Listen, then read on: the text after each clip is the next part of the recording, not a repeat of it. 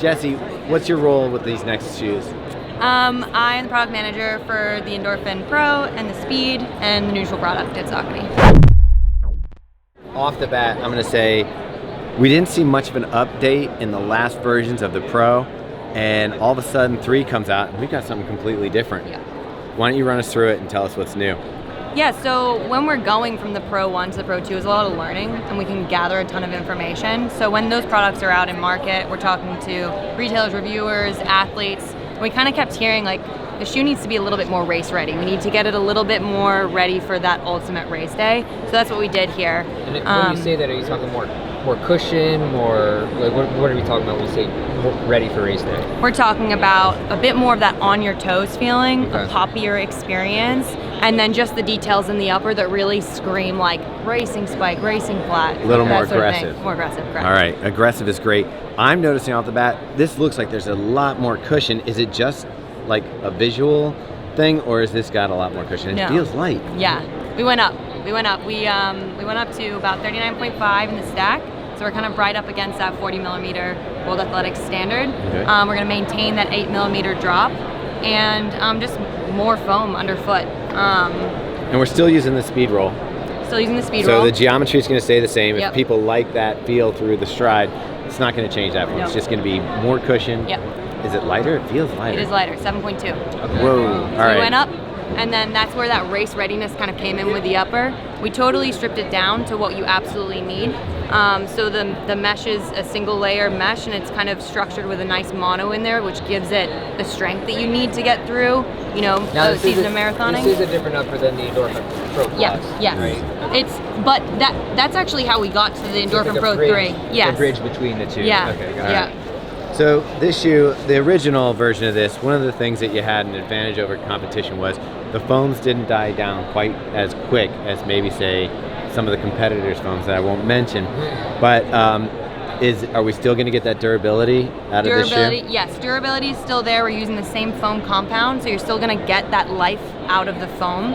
We are going to be reducing the rubber, which is going to give it that lighter feel. So the rubber is going to be about 1 millimeter, about 1.5 millimeters underfoot, but you're still going to get all that life from the midsole. Is there any change to the plate geometry? The plate geometry is going to stay the same. We tested quite a few different plates, and we found out that this is actually the One that works the best? It's going to work the best with this foam compound. But this does have more rubber coverage than the Endorphin Pro original. Overall, it has more but rubber less of coverage, a but less of Gotcha. the, yeah. Gotcha. Yeah. All right, this is pretty exciting. What is this going to retail for? It's going to be $225, so we are going up, but we think we put some good stuff in there. So And when is this going to be available? late June. And the drop stays the same? Drop stays the same. All right, So if you like the Pro 1 and 2, you're going to love the Pro 3. So late April for this? Late June. Late June, okay. Did I say April? No, I think you said June. Okay. I wanted April, I was thinking April. Boston. Yeah, sorry. There you go.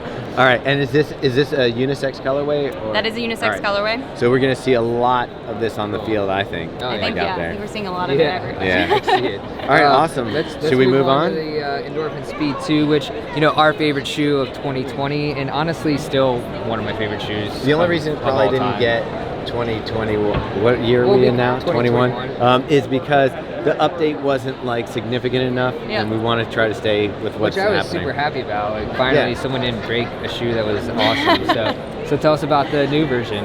So when we pulled the Pro to be even more race ready, we did want to maintain that speed day essence to this product. Okay. So like you said, don't break something that's not broken, but there are some things that we did update. So what we tweaked was the plate. Okay, I was going to see, I can see it right here. Yep. Can I, is the stack any different? Because it looks, again, like, am I just imagining because of the tooling? Because it looks more pillowy. So it is a little bit more pillowy. The stack is going to maintain the same heights, but it is going to widen a little bit underfoot. So you're going to have more foam underfoot. So what we did notice is a bunch of people are using the shoe not just for speed day, but for daily runs, long runs, stuff like that. So when you're out there at mile 18 or maybe 10, whatever it is, or maybe if you're not like the most efficient runner ever, we wanted to make sure that we're building a product that's going to be perfectly suited for that person. And the weight? 8.1. Okay. What was the original speed at? 7.9-ish. Yeah, okay. So about as much as an AirPod. We went up, but we did. Like you put a dime in you here? could put like a quarter in there. That's actually just going to come from the fact that we have updated the plate. It's going to kind of wrap the foot a little bit on the medial and lateral side, but still maintain that S-shaped curve. All right, cool. So this is the Endorphin Speed 3. Okay. When's this available? Did we already say that? Mid-July. Mid-July. Yeah. All right. The exact dates are Still 160 price point or 180? 160. Okay, We're saying 160? 160. All right. Yeah. Cool. That's exciting. All right, move on to the third member of the family. Third member of the family, the Endorphin Shift. So we have our race day product, our speed day product, and this is our everyday product. So we're going to be going with our updated Power Run foam underfoot. So it is softer and it is lighter. It's the same foam you're going to see in the ride and the guide. But we're going to be able to go up and stack. So this product is going to be lighter, a little bit pillowier, and then looks more like a running substantial. shoe. Yeah. So yeah, we've heard that. And just an overall really good everyday experience. I mean, you can't beat an all-white shoe, and this is a fun shoe to get that speed roll geometry in that goes throughout the Endorphin line. So if it says Endorphin, it's got speed roll, right? It does, yeah. All right. So it kind of gives you that little bit of that poppier experience for an everyday. It can really pick up. I like the gum outsole. Yeah, the gum Yeah. outsole's pretty. I mean, overall, this is a pretty looking shoe. Matches It'd your go great outfit, with yeah. great with the outfit. One of the things that I found was people were skipping this and going straight up to the speed and using it for a daily shoe. Yeah. You think this is going to make the difference that bring people back into the shift for what it's intended? I think so. I think that obviously, you can only run in plated shoes so many days of the week, and I think that some people are starting to recognize that. So having the option and having a shoe that still can pick up without that plate in there is really what the goal was for this shoe. And it seems like a lot of the shoes are taking advantage of having, while the wall looks like it's up high, your foot's actually sitting inside of it and giving it a little bit of guidance. Yeah. And this shoe seems to have that.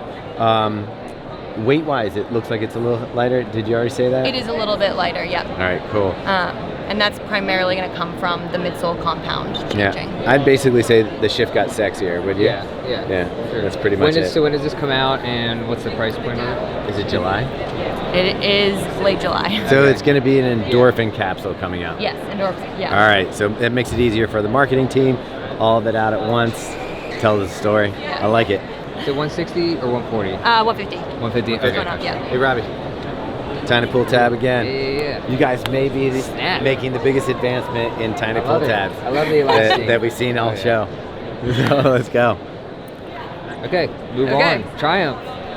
Personally, one That's of the actually shoes. pretty sexy looking. Is Andy going to say this is her favorite? Is this your favorite? It is one of my favorites. All right. Obviously, I love the Pro. I love the Speed. But this update is super exciting for I mean, us. So. This is super this is accessible definitely the shoe.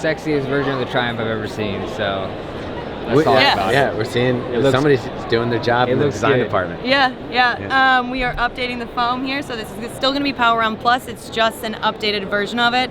So we kind of took the cues from Ride and Guide about being lighter, a little bit poppier, but also being a bit softer. So that's kind of one of the things about this shoe. It should be about total comfort from the second you step in. It's plush. Plush, exactly. Can I ask you a question Yes. about this heel? You're going to see that you're going to land back here. Yep. You've got all this extra stuff back here. What is the purpose? What's the reason? Is it vibration? So this foam is going to be a little bit more compliant the way we've done the compound. So with that heel bevel angle and the compliancy of the foam, we want to make sure that the experience isn't like a bottoming out experience. That's like absolutely what we're trying to avoid. So with this extra foam in the back, you can still like land pretty heavy in your heel and be able to turn over nice and quick. All right, awesome. It does feel lighter. And again, what's the drop on this? I'm going to guess 8 millimeter? 10. 10 millimeter. Wow, Yeah. this might be the highest stacked Saucony shoe. It is. But this is built for comfort, so it's going to take it easy on your Achilles. It's going to be soft, cushy comfort. This is your day where you're not trying to push the pace, right? You're not, but if you want to, you probably can. Yeah, you can probably do it. What's the weight on this? The weight is going to be about 9.7. So Oh, we're wow. going Yeah. down. Yeah. I mean, there's days in the Triumph was bumping up against the Around regular 11, thing. yeah. Yeah. Only 2 seasons ago it Yeah, was. right, Yeah, yeah. so Yeah, so we know this is- comfort is like weight is a big part of comfort. Sure. So yeah. That's great. The lighter foams, higher stack, more comfort. It was a great story. So this is one that you're reaching for a lot?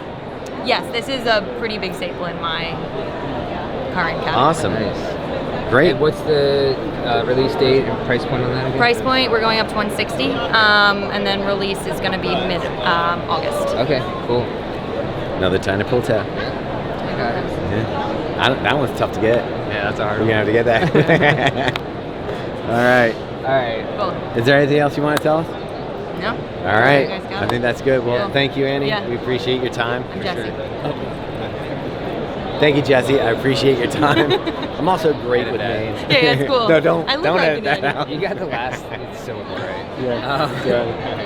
All right. Thanks again. Cool.